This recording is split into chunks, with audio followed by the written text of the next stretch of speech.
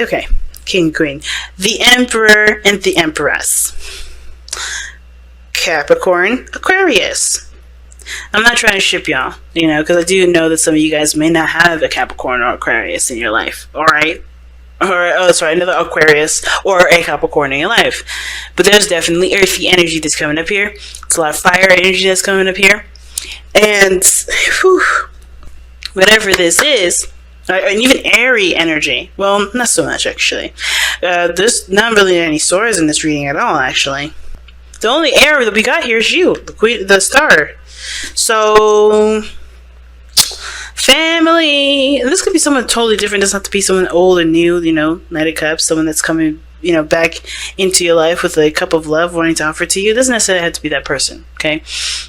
It can mean that you guys have been focusing on what you wanted and focusing on how you felt and really trying to make your dreams come true. And the Empress is someone that's definitely creating the utopia or the safe space or the happy space that they dream of, right? And there's nothing wrong with that at all, except that fact that there's some defensive energy that's coming up here and someone that's cool with the routine and being very, very, very earthy, okay? All earth energy here, and then there's like a mixed bag on this side. So, but the Emperor and the Empress energy coming up in here does talk about a divine masculine and a divine feminine, and you could be a lesbian or a gay couple and still have divine masculine and divine feminine qualities in your relationship. They're energies, not specific statements of sex or gender, okay? So, that being said, let's go ahead and jump right into it, right? The first card that we're looking at here is the Nine of Wands. Please be sure to pick the side that resonates with you guys the most. But this person is already thinking of this relationship as, I need to protect myself, this is too dangerous. Or a little bit of, I do want this, but at the same time, I'm not quite sure. Nine of Wands also can indicate, too, that this person is not willing to back down. This person is not willing to give up on a relationship. Even though they're exhausted, they feel like they've beaten down to the ground, and they've taken a good couple swings. This person is still hanging in there. But they've also put the guard up to kind of protect them from being beat down. But that also, protection is also a prevention, okay? Sometimes we can protect things and sometimes we prevent things. And a lot of the times, protection is prevention. And unfortunately, this person is not necessarily open to things as much as they seem, even though they're not willing to give up on something. There's a really weird grid. Not grid, but a little weird placement in that.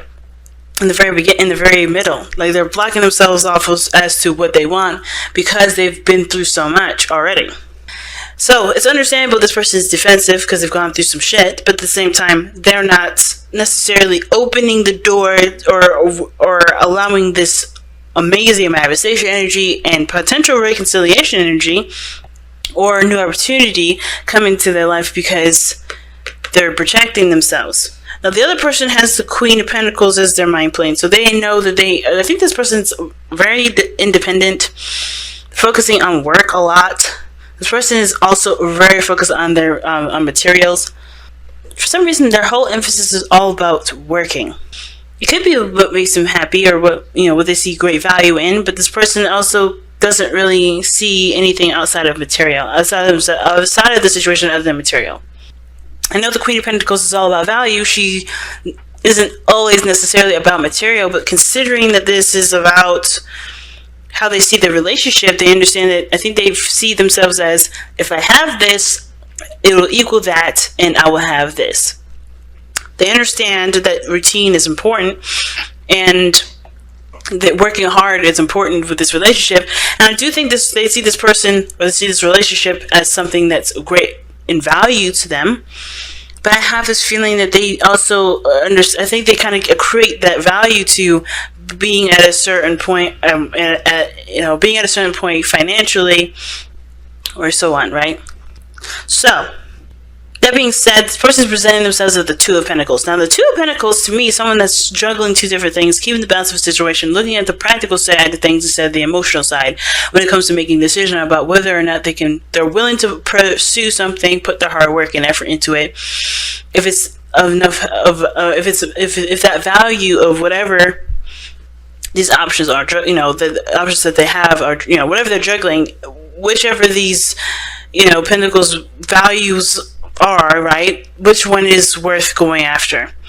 And well, again, with this person seeing that this relationship is something of great in value, I think they're having a hard time figuring out, or having a hard time, pursuing any of these options here, because even though both have great value, they don't really know which one means more to them, because they're not looking at how they feel or what they want. It's like having an opportunity to go to college and being in an amazing relationship that can, that can span lifetimes. Both, I think this person wants both of those things, but which one means more to them in this moment to go ahead and go after those things? Because this person would typically be the long-term thinker, someone that kind of sees the future or lives in the future. They try to prepare and get everything set for whatever it is that they're trying to reach to, instead of working on what they have now and building something in the moment so that way they can have that future.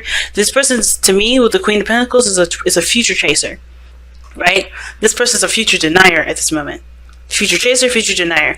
And the reason why they're pretty much the same was because this person, while they're chasing the future, is always going to be way farther than they always anticipate it to be, because they're always doing something. They're doing it from a front to back view instead of from back to front or whatever, right? They're always doing something for the later instead of doing something for the now. So they're always going to be setting themselves backwards as they're putting themselves forward. And this person is not necessarily inclined to embrace the future, because they're too busy worrying about what happened before and what they're not willing to tolerate now. It's really interesting.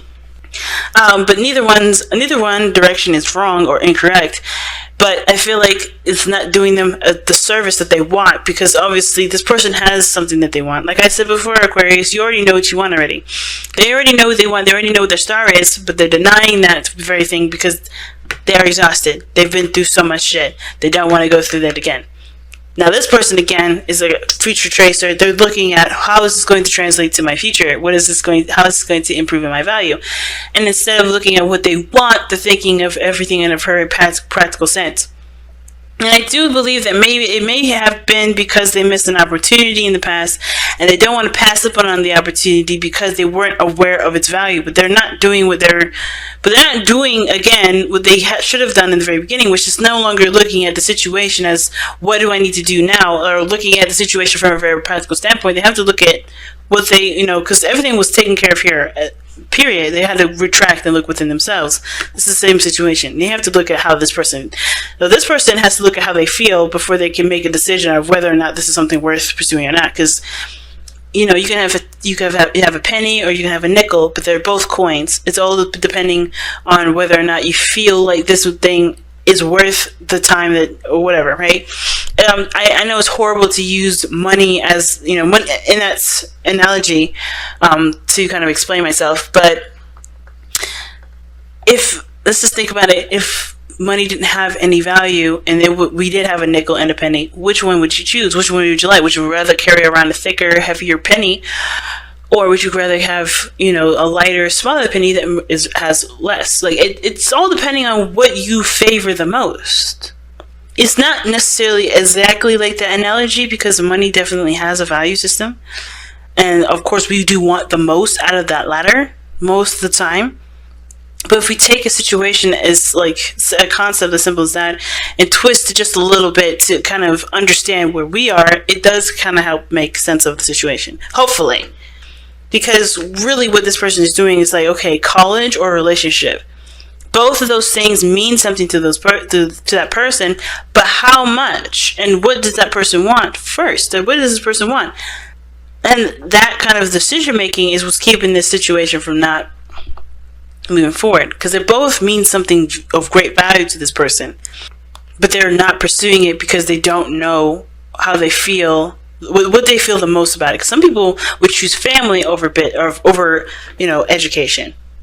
Some people would choose owning a business over having a family. It all depends on what this person's value system is for themselves anyway. Okay? So it's a very interesting concept for this whole thing. And the reason, like I said, the reason why this person is coming up with the Two of Pentacles and the Queen of Pentacles in their mind plane is to do with the Seven of Pentacles.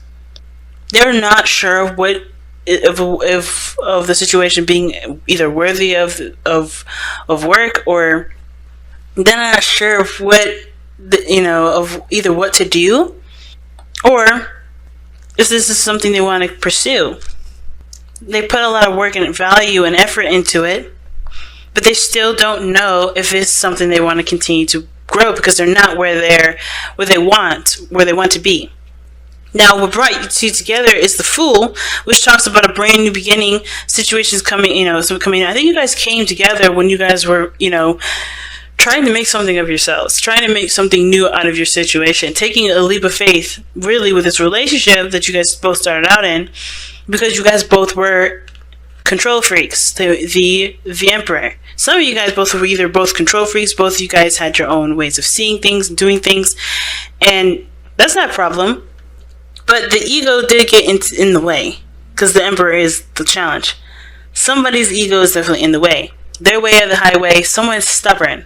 The stubbornness from both of you guys is the reason why you guys are either not together or there's issues in the relationship. Stubbornness. And I don't think that there isn't much of a workaround regarding stubbornness other than the Empress, which is someone that is passionate and nurturing and patient. The underlying energy is being more receptive to love and more flexible versus the Emperor, who's rigid and stiff. And we need that fixed energy, but we also need that compassionate, loving, flexible energy that the Empress can provide. But everybody's here being all tough and this is my way or the highway. Nobody has any sort of loving, emotionally flexible energy here. Nobody's able to provide that sense of ease that the Emperor needs to be able to soften his opinions. Okay? Everybody's too busy being the alpha. Who's going to be the... I don't want to say omega, but the omega of the situation. There's nothing wrong with having two alphas, but one has to learn or has to be okay with giving birth or being the person that's being taken care of or loved on and being emotionally open and being vulnerable. Both sides may have to be vulnerable to a certain extent. This person's got a structure they don't want to break, but they're not happy with it. This person is tired of being where they are, but they also don't want to give up on the potential of great happiness. But then something's got to give. You can't have it your way and then go and then expect the situation to fly that other way too. It's like it's like the Two of Swords for both parties here. Both parties are holding up two swords. You can't have two contradicting energies standing in the way. It's like pushing a door against a pull door. You can't do it. Or vice versa, pulling a door against a push door. How is that going to work? It's just too much. It's like, or having two positives, think of a magnet, having two positives going against each other, or two negatives. It's going to repel, it's not going to do anything. Okay. And that kind of explains a lot with this Nine of Wands person, and even with the Queen of Pentacles person. If everybody's doing their own thing, being independent because they only trust themselves to handle it, and because they don't believe that being vulnerable gets them anywhere, that's part of the reason. The ego is the problem because nobody can trust other people to do what they believe they can do themselves better than someone else. Or they have put their trust into someone in the past and that's fallen through. But in order for you to receive more, in order for you to have more, you have to be in a place of vulnerability, which is being open, being emotionally open. Queen, like we saw earlier, right? The High Priestess and the Queen of Swords, those are two contradicting energies. The Queen of Swords is not quite open to things. She'll listen to you, but if she don't like it, she'll cut you off in a heartbeat. The Queen of the High Priestess, in my opinion, she's open to all things. Just know if this works or if this not works. A message is a message is a message. She will receive what she will receive. The Queen of Swords, she's like, well, I'm sifting through. I'm filtering the situation. She's not quite as open. She will cut while the High Priestess will just do nothing. That is filtering what you receive, but you have to be vulnerable to receive what you want. It's really weird. It's understandable. Because if you've been beaten down, or if you have had situations with stability, you're not going to necessarily be too apt to either open your door up to have someone else come in and shake all that stability up. And you're not going to be too apt about somebody coming in and wreaking havoc in your working situation that you've built for yourself. But if you want to reconnect, if you want a new opportunity in love, if you want to feel stable, if you're tired of feeling like, everything that you do, it always puts you 10 steps back, because what you really want is a relationship, you have to allow yourself to be able to receive the new love that's coming in.